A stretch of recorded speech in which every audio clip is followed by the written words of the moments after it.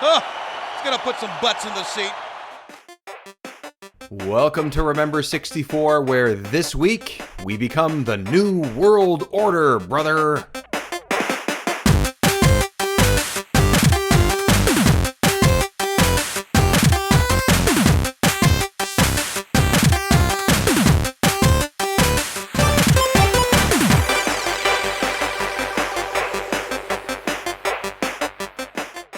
Welcome to Remember 64. Welcome to the show, everyone. My name is David Petrangelo, and if I ever go Hollywood, I won't be calling up the Hulkster. I'm going with Sting, baby. Yeah, that's just a somewhat vague quip about our level 21 games, WCW versus NWO World Tour, and even more specifically, WCW NWO Revenge. A new guest will be joining the show momentarily to talk about the game, and I'm very excited to have him on. It was his idea to play these games and to play Revenge specifically, and it's going to be a blast to talk about. Before that, though, always can check us out, patreon.com/Remember64show, where you can get all these episodes days early, help us shape the show going forward, and even get some bonus content like hearing what else we're playing outside of the Nintendo 64 as well. If Patreon isn't your thing, no problem whatsoever. Give us a rating on your podcast app of choice, Spotify, Apple more specifically than anything else, but all that is always very, very helpful. We're not in this to make money or any of that stuff, so if a little rating will get us up the rankings a little bit, more people can hear the awesome stuff that we're doing, then all the better. So thanks very much for that. And without further ado, let's bust out the history books, everyone. I'm learning. It's time to head back to November 1997 and October of 1998. Now, admittedly, like some other sports games and wrestling games, there isn't a ton to go off of when it comes to the history of the development of the games themselves, but WCW vs. NWO World Tour was THQ's first attempt at making a championship title game for the N64 console. It was also the North American version of Virtual Pro Wrestling that was released in Japan and also featured some WCW characters. But I'm not going to dive too deep into that, as Japanese titles like this will likely be something that we will be covering on Remember 64 as the show continues, so look out for that. Now, speaking of the roster and characters in it, Hall of Famer Ric Flair is a somewhat surprising addition to World Tour because right around this time, he left WCW to go back to the WWF and became a Hall of Famer from there for years and years to come. All this while the two companies were battling it out for Monday Night Wrestling supremacy. More on that in just a second. Virtual Pro Wrestling 2, which is the sequel to the previously mentioned game in Japan, also known as the predecessor to WCW NWO Revenge. All of these games are all being made around the same time and build off of ideas as time went on. Now, Revenge was released less than a year after World Tour in North America and really tries to throw the player into the epic battle between the two groups. We are going to talk about that more in a moment. But there was more going on around WWF and WCW. It wasn't just about what the show was itself. So to catch you up briefly, at least a little bit, this was essentially the battle for Monday night TV ratings throughout the 90s. Fans, I want to reiterate something that I talked about before the commercial break. If you're thinking about changing channels to our competition, we want to let you know that unlike us, they've got their show in the can. Their show's been taped. Later tonight, Mick Foley, who once wrestled here as Cactus Jack, is going to win their world title. Now, WWF reigned supreme for the most part for years, but in comes WCW and Eric Bischoff, who create a type of direct competition that really hadn't been seen in years. The sports entertainment fan base became more and more split, and this was more than just a Coke versus Pepsi type of rivalry. This was two juggernauts fighting for money, TV time, and ultimately talent that would make them the victor in the end. Long story short, wrestlers like Hulk Hogan made their way to WCW and even became what is called a heel or a bad guy. With Hogan doing that, I mean, anything can happen on WCW. Why wouldn't you want to watch it? Moves like this made the Monday Night Wars a spicy addition to an already spicy as hell entertainment venture in pro wrestling on TV. Now, that's a very, very basic and short way of going through it. You can definitely find more detailed and more knowledgeable people to talk about it, but that's essentially what it came down to. In the end, though, it mostly ended when this happened. I, Vince McMahon, I have purchased competition. For the first time ever in sports entertainment history, this broadcast is not only being seen here on TNN, but it's also being seen across Turner Network Television. Time Warner is practically begging me to buy WCW, and I have agreed. All right, back to the games. Both of these titles, both World Tour and Revenge, sold great on the Nintendo 64. Revenge placing 27th all-time for the console, and World Tour not far behind at 37th. A total of estimated 3.2 million copies worldwide between these two games. To put that in perspective, Revenge alone sold more than the heavy hitters like the first two Turok games, Kirby 64, Mario Golf, and Paper Mario. Remember 64 is proud and oh so happy to be a part of the Tokyo Beat Podcast Network. Alex, hi, I'm Ray. How would you explain our show, No More Whoppers? Are you a nerd having trouble transitioning from your 20s to 30s to 40s and beyond? Age with us, not at us. I'm already gray. Are you tired of the man keeping you down? If you see something, say something. Do you enjoy the family computer? Capsule computing. We got them all. No more Whoppers. We outlived the queen. She said it couldn't be done. No, I'm fading. Come back. I can't do this alone. Do you enjoy number munchers? And is numbers what you call Then listen to No More Whoppers. Only on the Tokyo Beat Network. All right, let's move on to welcome our guest. Let's talk about the N64 and these awesome wrestling titles, WCW, NWO World Tour, and Revenge.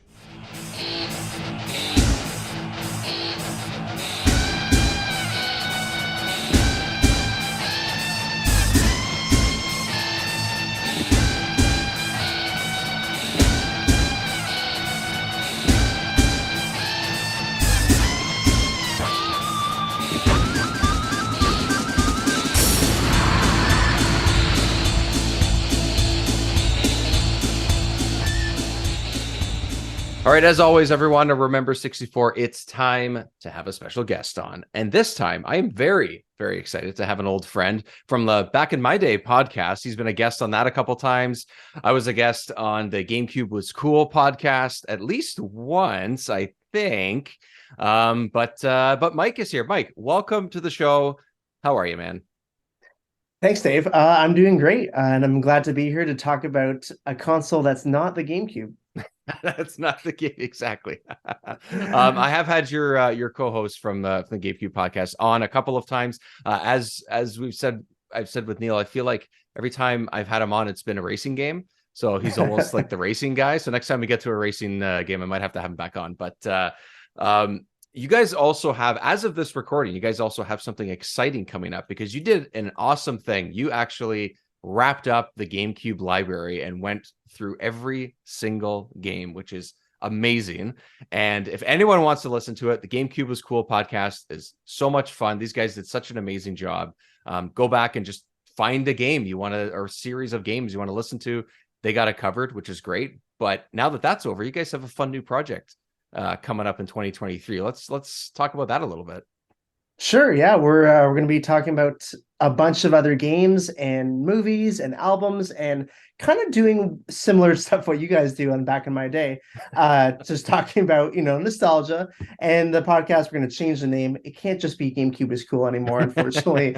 But it's going to be unlocking what was cool. So things are still going to be cool. And we're just going to go back on some nostalgia. Going to focus on mainly that era, late 90s, early 2000s, the era of N64 and GameCube, because that's what we know. Yep. That's what we want to talk about. Our first episode is going to be Kirby's Return to Dreamland. I know that's not an early 2000s game, but we would always bring that game up a lot on the show because there was not a real Kirby game on the GameCube, and we were always lamenting that. And Return to Dreamland was supposed to be a GameCube game, and it just kept getting pushed back, and eventually was on the Wii. And of course, there's the deluxe edition that's coming out for the Switch very soon as well. So that's going to be our first episode, and we'll also have some revisits on the GameCube episodes, the early ones we did when we didn't know how to podcast yet. So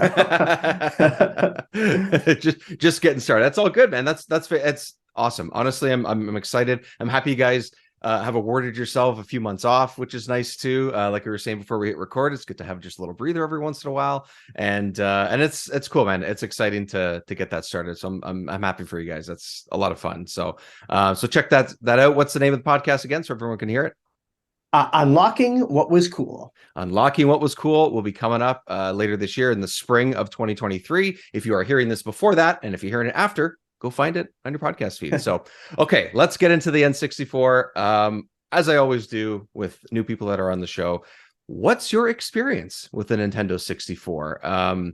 Neil has told me there's mixed feelings about it between the two of you and between yourself and just sort of how things were growing up around that time. Let's talk about it. What's your experience with the N64 before we dive into some wrestling action? Sure. So the running gag that Neil and I have a lot is the fact that I hate the N64, and now this kind of came. Welcome to the show.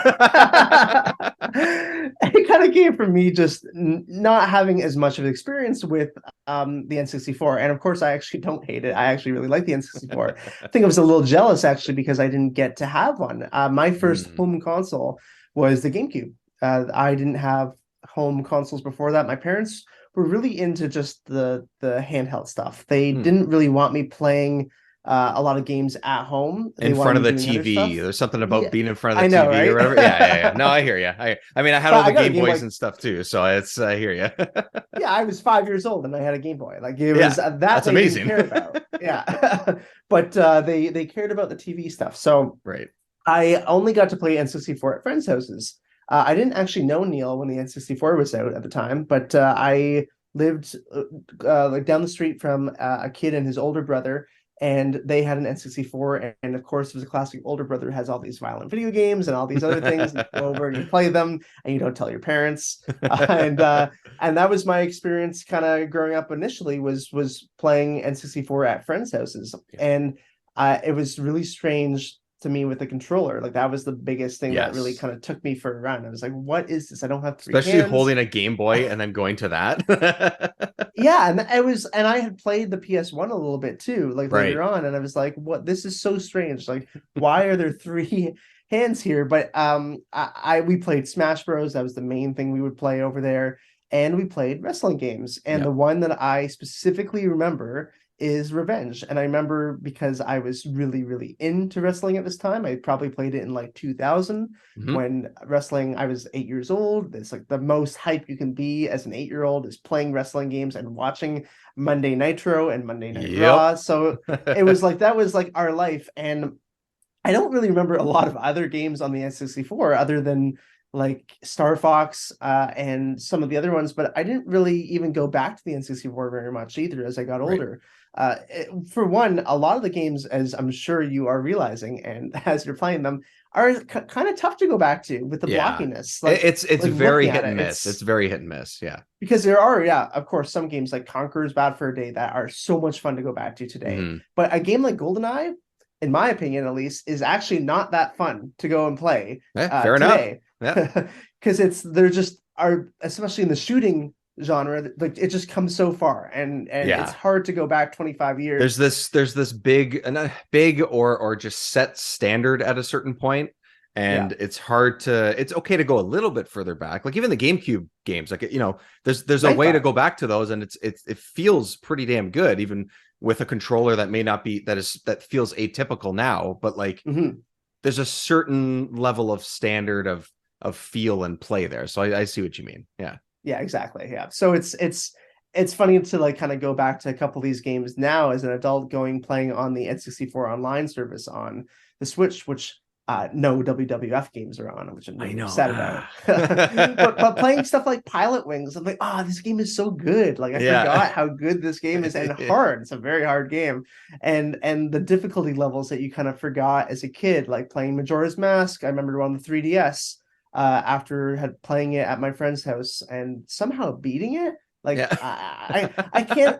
I'm like, how did like 8-year-old me have any idea how to play this game? No, especially that one. Especially that one. Yeah. So it's really funny to go back to like N64 nowadays. But yeah, that's kind of my history with it. It's not a large history. I've only played maybe about 10 or 11 games on N64, and I don't hate it. I just want to put that out there. Just got to make sure that that's covered. Yeah. Yeah. No, that's funny. Hey, you gotta own you gotta just run with the running gags. You just gotta go with Yeah. it. That's fine. It's all good. Like for me, my whole thing is, I mean, it's probably not the best Mario Kart game, but I think I quote unquote think the best Mario Kart game is the first one. But really, I mean, 8 is the best one. Like when you really look at it, like playing the SNES version is very hard today, especially if you did not grow up with that. Like you're like, oh my god. Yeah, I just think it has so much nostalgia for me. It just like jumps up all these seats. Is that fair? Probably not, but here I am. Whatever. It is what it is. All right, let's talk wrestling, man, because there are a decent amount of wrestling games by THQ, AKI, the companies that put a lot of these games together on the Nintendo 64. Not all of them, but most of the ones that you would think of. One of my favorite games of all time is WWF No Mercy. I think that is like the pinnacle of wrestling games, almost pretty much of all time. So I'm always comparing wrestling games to that. It was the one that I at the time, I think it cost $80 or $90 for the cartridge. And that was one of the games, like you were saying, similarly, where your parents wouldn't, want you to sit in front of the TV or have like certain rules when you're a certain age. They didn't want me to buy a wrestling game. So they said, if you really want to, you need to get the money for that. And to get together $80 or $90 when you're, I don't know, how old was I at the time? Maybe 13, maybe when it came out, roughly around there. Like that, it's not easy. I don't know how many loonies I found in the school parking lot, but whatever. I put it together and I got that game and I love it. But there's a lot of choice out there, and this WCW, I guess, is a pair. I played a little bit of both, but World Tour and Revenge are the predecessor and the sequel, but Revenge is mostly what we're talking about here, because I will say right now that if you compare the two, Revenge is the go-to. It's got to be. Like it just improves on everything that World Tour was. Whether it's the music, whether it's the way the characters look, whether it is the ring, what characters are in it also changes, obviously, because it's like a year later, so the roster changes. So you said you played this a lot. WCW, NWO Revenge. Was this? I guess it was over at your friend's place. Were you doing lots of the multiplayer action? I guess that's pretty much what it was. That's basically all we played, but just multiplayer tag team. I would sometimes like myself play the cruiserweight ones because I knew all those guys. That was one of the big reasons I wanted to play that. Nice. But like for me, it was interesting to go back and like look at the history of WCW and just kind of go back to that time when there was like the Monday Night Wars for a couple of years there. Because I remember watching Monday Nitro a lot. My dad was really into wrestling, but like not in like a way where he would take me to WrestleManias and stuff. He just was like interested in it. Yeah. And I was like, I don't know, I was like doing research. You got me down a rabbit hole when you asked me to come on this episode. So. Hey, I did the same thing. I did a lot of research and like thought it was really interesting about like Nintendo's own relationship with wrestling. Because there's a lot of exclusive wrestling games on not only the N64, but also the GameCube too had 4 or 5 WWE, I guess at the time, ones on just for the GameCube exclusive, which is pretty crazy to me. I remember when we were doing those episodes, I was pretty surprised. And looking at the N64 one, we have World Tour, we have Warzone, we have Revenge, obviously, we have Attitude, we have Nitro, Mayhem, Backstage Assault, WrestleMania 2000, No Mercy, and most of those were actually exclusive too. Pretty crazy. Wild. Yeah, and I was like looking, I'm like, why? Like, why was this a thing? And from what I could find, one of the big reasons was that Nintendo consoles had such a large user base among younger kind of children and teenagers, which was the demographic for wrestling games and wrestling in general. And the 64 in particular had just such a large library of these kind of like family-friendly games almost. And it just was very appealing, I guess, to publishers who wanted to have wrestling games targeted towards that kind of audience. Well, and also just the control scheme. Like having that controller, even though it's a weird-ass controller for three-handed people, it actually worked really well for the kind of like combos and almost button mashing that you would end up having to do. It's amazing how well it works, because like I think the intuition is, for most people, I would say it's like, oh, it's got a joystick and I'm going to put my hand on the joystick, but really you're playing with the D-pad, right? Yeah. I default to that because I'm just so used to it from when I was younger. So like it's fine for me to pick up this game and be like, oh, I'm just gonna use the D-pad, because I just assumed that's what the controls were, even though I think I had very, very little experience with the WCW games.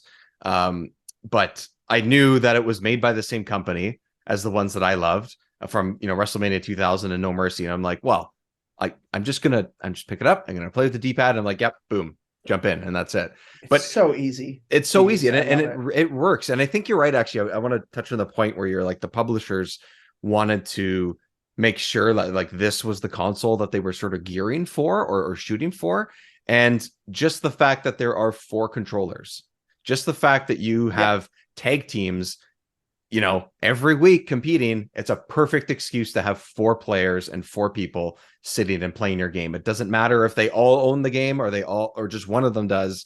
Like, you can go and have a good time regardless, because there's always a way to have all 4 controllers involved if you wanted to. So I think that's in itself completely works.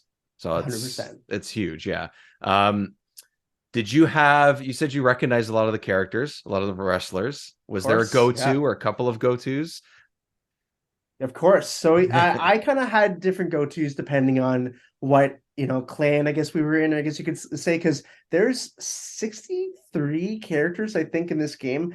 That's one of the things that blew my mind as a kid, was the roster. Wild. You have to remember, I had just come from playing Smash Bros. N64, which had 8 characters. Which at the time had nothing. Yeah. So I was like, 8 Nintendo characters, that's a lot. Like, and then you go to this, which is just stupid, the amount of people in this. Like, and even like today, I'm looking at the list, I'm like, oh my God, it's like the name drops are crazy, because you kind of forget who WCW had at the time. Licenses were kind of all over the place too, and of course the NWO stuff that was going on. But for me, I would always do Hollywood Hogan at the time, because I knew him from watching old wrestling videos that my dad had. He was a big Hulk Hogan fan. He loved Andre the Giant as well, so he had like the WrestleMania, whatever that was, when he Hulk Hogan slammed. Was it not 1? I thought it was WrestleMania 1. It might have been 1. Yeah. I was gonna say, I think it actually is 1. Yeah. And so I always really liked Hulk Hogan growing up, and I had my little Hulk Hogan action figures. I was a big fan of the Big Show as well. Big Show is so good. Basically, like taking on the Andre the Giant persona almost as the Giant in this game. Yeah. Macho Man Randy Savage. Again, all goes back to Hulk Hogan with their kind of feud that they were having. I forget the whole thing, but he became Hollywood because he was like fighting. I don't know. I don't remember the exact. I mean, does it really matter? I mean, it's just like, we got to make Hogan bad. I do know some of the rabbit hole that I went down. Obviously, this is less about the game than it is about just what happened. Was that like they asked Sting to be him essentially? So it was either the company wanted to pick either him or Sting to be. They offered it to either of them to be the bad guy, to be NWO essentially, or the leader of NWO. And Sting said no. He's like, hell no, I'm not doing that. It's so weird. Like, it's kind of strange. I feel like it would suit him a little bit, but it's interesting that I think it's more interesting when you really think about it that Hogan did it, because he was always, for 15 years leading up to that point, the good guy. Like, he is, eat your Wheaties, good guy, Hulk Hogan, right? And then all of a sudden he just turns. So the exact storyline reason, I can't pinpoint exactly why, but that's usually what happens when there's like a heel turn, like unless someone, I don't know, punches you in the face, it's like, I'm just gonna be a bad guy because F this. But that's fine. It's mid-90s. It's fine. The one character that I also played as, because those are all NWO ones that I was mentioning there. Yeah. The WCW one that I played as the most is definitely Diamond Dallas Page. DDP. Yeah. Only because he was actually one of the cheapest ones you could use, because he had 3 different versions of his diamond cutter. I didn't know that. Powerful. Yeah. Crazy. Yeah. That's awesome. That's the other thing with these games, all of them really, is that the finishers were always a ton of fun. Yes. I think the the sort of energy bar or spirit bar, depending on which one you're playing. Spirit, Yeah. I think the WWF ones were energy, and then this one was spirit. Like, yeah. But every time they did it, like I played both. I played World Tour and I played Revenge. Definitely spent more time in Revenge for sure.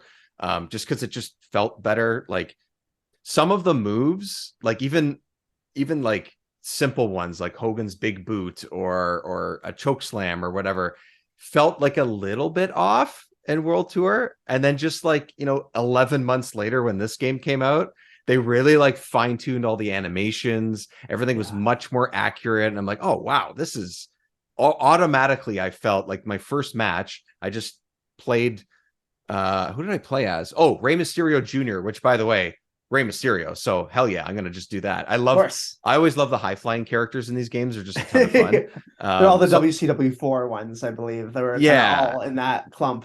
Exactly. Yeah. So I was like, oh, I'm going to try him and recognize probably a couple of his moves from, later WWE, WWF stuff.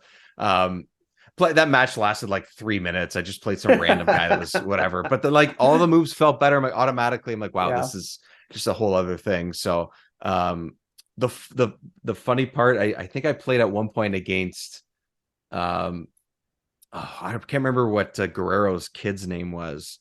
It's not Eddie Jr., is it? No. I literally had it up here. Oh yeah. Chavo. Oh yeah, Chavo Guerrero. Yeah. So he walks out with a T-shirt that says "My favorite wrestler is Eddie Guerrero." Yeah, I was like, this is amazing. I don't remember if that was actually a shirt that they wore or anyone wore, but I'm like, this is hilarious. So I didn't recognize him when he first walked out. I'm like, that's a great T-shirt, and then the name popped up on the bottom. I'm like, this is genius. I love it. So funny. So good. So how did it feel playing the game like now? Like, I know we sort of said like, the controls work and everything, but did it feel like it made sense? Did it feel good to kind of go back to it this many years later? Honestly, it did, and that was really surprising to me. I was like, kind of, because it was one of those things that I had a bunch of friends. I remember going to university, and one of the things we would talk about was games, obviously, and one of those like ones that you would always bring up would be like WCW, like Revenge, like that's like the game, and like it's so good, and you just like kind of like keep that going, right? And without playing it, because you're just in your head, you're like it's a great game, and I don't want to spoil it. And because sometimes you think these games are great, and you go back and like, this is terrible. 100%. But this was the seamlessness of the controls was the biggest thing for me. That I was like, wow, like this is so easy to just pick up and play. And I find a lot of these, even the GameCube games that I would go back to, I had to like go into the settings and modify everything to like try and get myself in the zone to like play it. Like a lot of the shooters for GameCube era, for example, I'll use I think it's called like the Southpaw control scheme, where it's like you are moving like the wrong, it's like the C stick is the one that's moving the camera and like moving you. It's just like it's all reversed, right? Because Call of Duty basically revolutionized the entire thing, right? And I was kind of waiting for this for Revenge, and I was like, oh wow, like I know exactly what to do. The D-pad, like like it's so good on here. R and L do the same thing. It's just like everything's And it was weird. The muscle memory like clicked right away. I had so much fun playing it. There were like the one thing that I actually didn't remember not being in there was commentators. There was no commentators, and I forgot that this game doesn't have commentating. It doesn't have it. Because I think No Mercy does. It does not. No Mercy does not. No. So that's the other thing. I was sort of them does, and I forget which one. I don't remember if WrestleMania does. World Tour did not, but there might be, or because there's one with JR, and I was like, oh my god, like this is why I like playing wrestling games. To hear JR scream about stuff. The 2000 might have it, but No Mercy didn't. So that's the thing. I kept comparing things to No Mercy, which again to me is like the pinnacle one. So it's sort of a hard comparison. Also came out like 2 years after this one. So it's like, of course they're going to advance it. But I was a little disappointed, but again, comparing to No Mercy, but like the sort of like quote unquote story or championship modes are just like match after match after match. Whereas with No Mercy, it's literally like a timeline where if you win, you go left, if you lose, you go right. And it just goes back and forth. And it's like this story that you can unlock depending on how you do and who you face. And there's all these different matches that are thrown into it. There's like quote unquote cut scenes where the guys are chirping each other, and like all that stuff is so awesome. And it changes when you win a championship. The next time you go in, if you want to play as someone else, you can fight the person that you just won as, or you can go and the story resets itself as the champion. So there's like multiple layers to it. So I expected like maybe some cutscenes here and there in between, a little bit of dialogue, but really it's just like guy after guy after guy comes out and whatever. And it's fun because it just keeps going. Like there's nothing wrong with that. But I was like, oh, I wish there was just like a little bit more, because there's also no character creator too, which kind of sucks in a wrestling game. That's huge, I find. But it's also hard to give them too hard of a time because of when this game came out and what they're capable of fitting onto this cartridge. So you have to perfect the art a little bit, I think, until you get there. So I'm not like pissed about it. I just noticed the difference, I guess, is what I'm saying.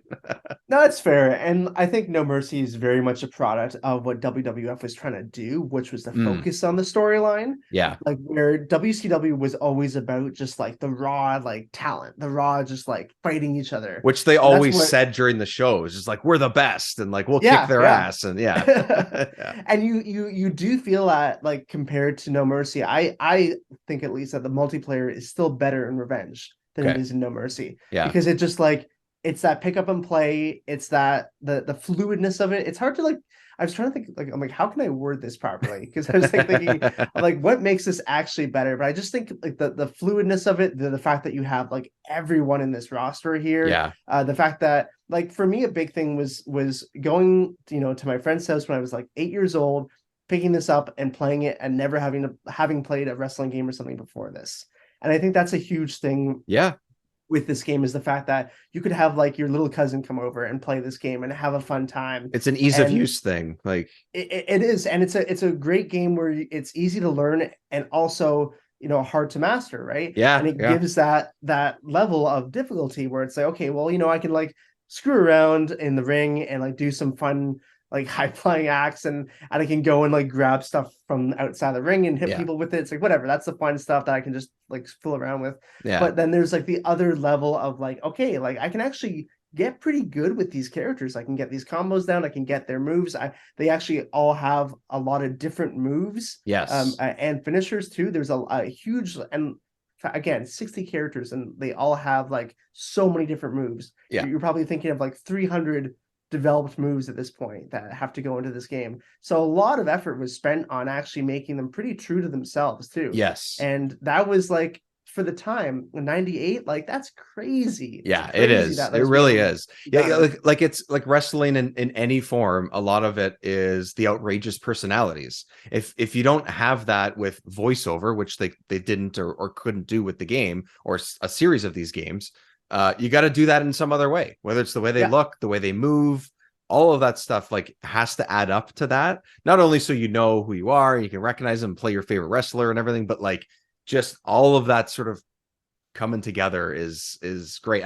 You're right. I think a lot of that goes a long way in the presentation. Like it doesn't mean that it's perfect, but it's like it has that feeling to it, and it's hard to pinpoint exactly what it is, but it's definitely there in this game. And I wasn't the largest WCW watcher or fan at the time when this game particular came out, but just as this was coming out and just after is when I started watching wrestling and being, a huge fan of The Rock and all that kind of stuff. Like that's what I loved. So also the way the game looks and feels is a big part of this, like we were just saying, but the graphics are something for sure that you wanted to mention, because I like, it's a huge jump in 1 year.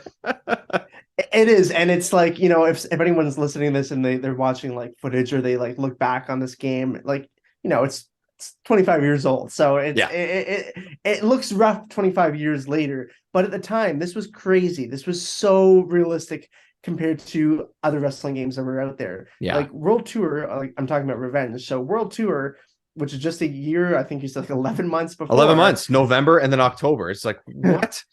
And it's just like, faces are like melting on them, or like God. they look like crappy action figures. So And honestly, there was a couple guys like even like someone like Ric Flair, who is like very obviously Ric Flair, yeah. just look like, they just smudged something on the screen and we're just like, sure, he's got white blonde hair. Let's that guy. Yeah, he's wearing tights. Sure. He's Ric Flair. Yeah.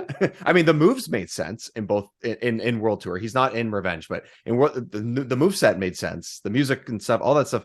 But like, unless you knew who Ric Flair was, like you were just playing some guy. Yeah. Yep. No, 100%. Yeah. And that's what's another like crazy thing is the fact that they were able to develop the graphics in less than a year to really stand out. And you like looking at it again, it looks a little rough, but you know who everyone is. Yeah. Like as soon as you see it, even in the ring, immediately you're like, okay, well, like I know who that is. I know that's DDP. Like I know that's Hulk Hogan. I know that's Rey Mysterio. Like it's easy to kind of point these guys out.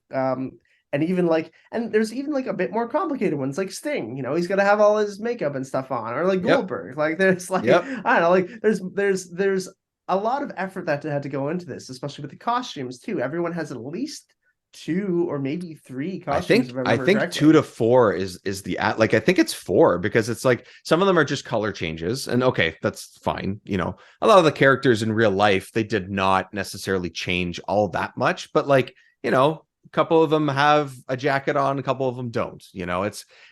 But you can also go Hulk in. Hogan's the big one. Like that's the one I think of, right? Where his yellow jumpsuit, his tights or whatever that he had, like that. That's his iconic look with his classic Hulkamania look. Yeah. Yeah, exactly. So that was the look I picked every single time I played as him.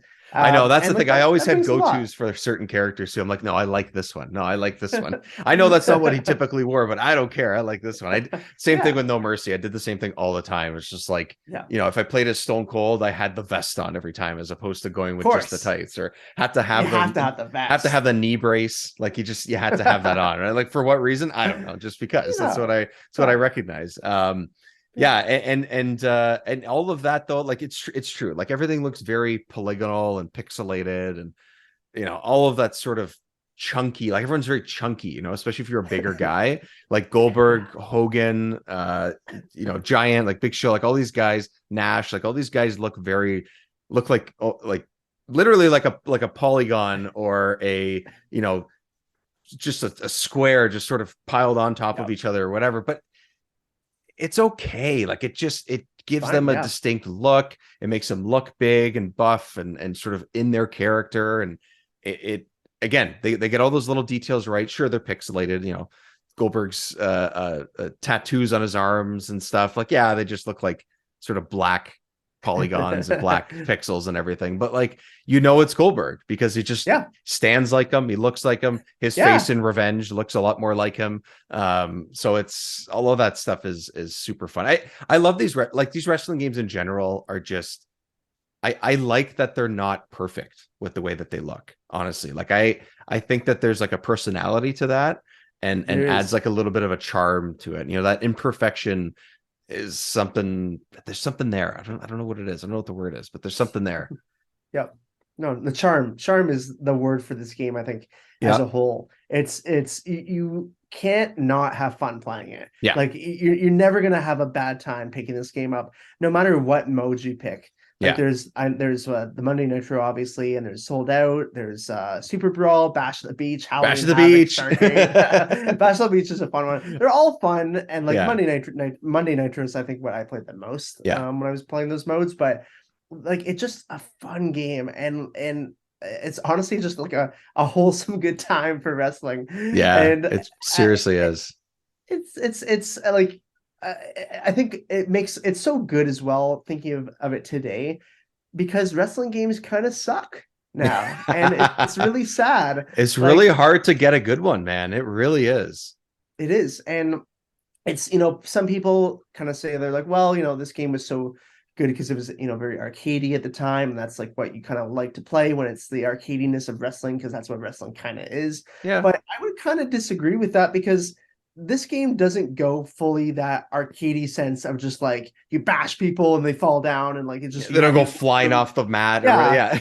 Like there's like I was saying before, there's skill in it, there's mastery that you have to get into this game. There's timing and everything too, like reversals and blocking and all those. That's all timing. It's all about and sort of managing like where you're going to do your damage to the guy's head, his arm, his leg, like all those little things. It's easy to it can be easier or easy-ish to just stumble upon that, but that's a good thing, you know, if you do that by accident. You're like, oh, he's holding his head now because I did a few, you know, clotheslines or whatever it might be, or a couple DDTs or something. Like, oh, okay, now I understand that I wonder if I could do that to the guy's leg next match. And like, I think that's great. I think, you know, there's a visual aspect to that it's instant understanding. Like you said, if you've never played this before or a game like this, boom, you got it. You can get it in 5 minutes, honestly, which is great. And it's a big thing too. Like for me, when I was a kid playing this, like I had played Street Fighter and like Soul Calibur, and honestly, most of those games I just button mashed. I kind of knew some combos, but it was mostly button mashing. And this, like going back to it again, like this week and playing it, I was like, yeah, I actually know how to use these controls. Like I don't have to just button mash. Like me too. And I remember what I'm doing here. That's like a cool. There's a sense of pride with that too. That you're just like, oh, what I'm doing is actually like inflicting and like changing what's going on screen instead of just like mashing and be like, oh, something happened, he's down. Yeah, and there's something magic about that playing multiplayer too, because like I bet if me and you sat down in person and played a one-on-one in this, like we would be playing this mental game with each other of like what moves should I do next and everything. And I know that's a fighting game in general, like I get that, but like there's something about it with these because there's something about the way that you grapple, when you're going to time to punch or kick, when you might run, if you're going to, you know, turn the guy around, if you're going to hit him when he's on the ground, like all those little things that come into play. And again, yes, fighting games have all aspects of that in different ways. But like, I remember playing this game, obviously for me, it was more so 2000 and No Mercy, but games like this, which very, very similar controls, if not exactly the same, which by the way, this is what perfected it. So you're not going to get No Mercy, which I love, without this game. So Revenge is the predecessor. Without this, you get none of that. Playing against people and it being intense without us actually like saying really anything to each other because we were just so into it. And I feel like if we sat down and did it, it would be the same thing. They'd be like, yeah, fuck you. I got the no, don't hold 100%. Your head already. No. Don't submit. No. Like things like that. Every time. I'm like, it's great. What are you doing? Get up. Yeah, what are you doing? Come on. Mashing the buttons to try and get up faster. Meanwhile, the palming it. That was the trick. If you palm the joystick, you would get up faster. Yeah. So there you go. Little trick. If anyone's picking this game up, just mess around with the joystick while you're on the ground. If it's one of those long 15-minute matches, which in these games is like pretty long. That's what you got to do. Yeah. I was surprised at how quick some of the matches. I felt like a lot was happening. And then the match was over. I'm like, oh, that was only 6 minutes. Oh, crazy. Okay. But it's fun because that flow, like you were sort of explaining before, is there from start to finish. So it's pretty solid in that way. So I like that. Anything we've missed about the game or games? I don't know. I think we got it. we got most of it. Like you kind of mentioned the cons with the fact like the championship wasn't great in terms of just fighting everyone. It's fun. It just doesn't. Yeah, that's all. Yeah, that's all. That was one of my cons I had here too. I this was just because I played Hogan a lot. I always wished Hogan's finishing move was a leg drop instead of his little poking in the eye thing. Yeah. That was a bit of a letdown for me because I really liked him growing up. Yeah. And the commentators, like I said, I wish this game just had commentating, but you know, no games really had that kind of voiceover at the time. So I get it. And even then it would probably be pretty minimal and be pretty repetitive after a while. Maybe when we were younger, we wouldn't really care, but like, what would they fit in there? Like 25 lines and like, that was That's true. That's a good point. So that's a good point. So it's fine. And the you know what? Oh, that's the other thing. Before you even start any matches, I don't know if you rewatched the intro. Of course I did. What an intro. It is okay. So literally, because Yeah, because it's I mean, I love the No Mercy one. I love that song. I love the way they sort of like everything's so sort of dynamic. So I'm like, oh, I'm curious. I do not remember the Revenge one at all. I'm gonna watch this. I sat there. This thing is over 5 minutes long. Yeah, it is so long. It's a weird intro too, because like at the intro of the intro, because it's like this pickup truck coming along from Atlanta, and it's I don't know who's driving it, but I know that Sting is there. Sting is there with like, burning barrels and yeah. And it's just like, what? And then it's just like guitar just hits hard. You're like, oh my god, it's so go. Sick. It's so good. And then it goes for another 4 minutes. Yeah. Well, it's going to show all the characters, because it shows a lot of the characters. It's crazy. It's a crazy sizzle reel. Yeah, it's awesome. It has like so many. It goes on for so long to like show all these different moves and whatever. And I'm not saying this as like a negative. It's just it's cool how they put such a big thing together and really tried to like hype it up and whatever. And then they show like NWO, and then they show the different WCW guys. And, you know, I think they're trying to sort of like show the story a little bit. Yeah. And then at the end, you just get like the freeze frame of Hogan and Sting just looking at each other. I'm like, oh, I want to see them just like punch each other or something. But yeah, it's cool. The music's fun. Yeah. They're going to get you to play it. Yeah. But it's, I know the No Mercy one is at least a few minutes long. Maybe it is also 5 minutes. I don't know. But I was sitting there going like, this is pumping me up. I'm good. Yeah. This is going for it. And then I looked at it. I was like, holy shit, that was almost 6 minutes ago that I saw that truck come down the road. Like, holy shit. It was good though, man. I love it. They're having fun with it too, right? Like that's the thing. Like you could tell that the developers are just like, all right, we're gonna crush it with this video, and we're just gonna put some awesome like rock sort of, I don't even know what you would describe that kind of music. Early new metal. Yeah. New metal. It's probably what it is. Yeah. New metal with no lyrics. Yeah, it's essentially what it is.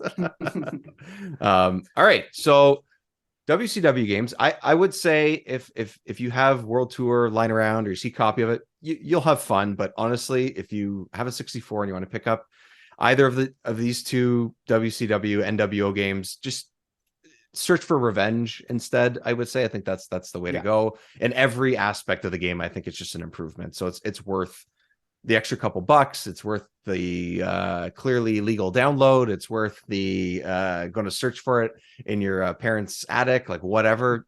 Revenge is awesome. So Mike, man, thanks for suggesting the game. These were only somewhat on my radar of like, oh, I got to play some wrestling games, mainly because I just want to play No Mercy, which is sitting behind me on the shelf. But I could do that anytime and whatever. But it was fun to go back and play this. So as I've done with other episodes, thanks for suggesting these games. Thanks for suggesting Revenge. It was awesome to go back to it.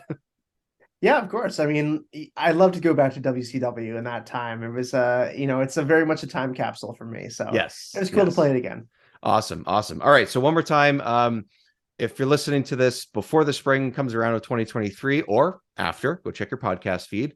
Where's everyone finding your new stuff, as well as the Gamecube Was Cool podcast, which wrapped up in 2022? Where's the new stuff going to be found? It's still going to be found on Spotify, on Apple Podcasts, on everything. If you search the Gamecube Was Cool, even in the distant future, you'll still find us. So There's no problem there. So just search the Gamecube Was Cool. You'll find all the old GameCube episodes, and you'll find some new stuff that we're doing. So yeah, pretty excited. Amazing. Well, thanks for coming on the show, man. And thank you. I'll be sure to come get you back on, considering you don't hate the N64, from what I was told from your co-host. That, oh my God, it was just... So it's all good. So thanks for coming on the show, man. We'll talk to you soon, and happy wrestling. I appreciate it. Thanks, Dave.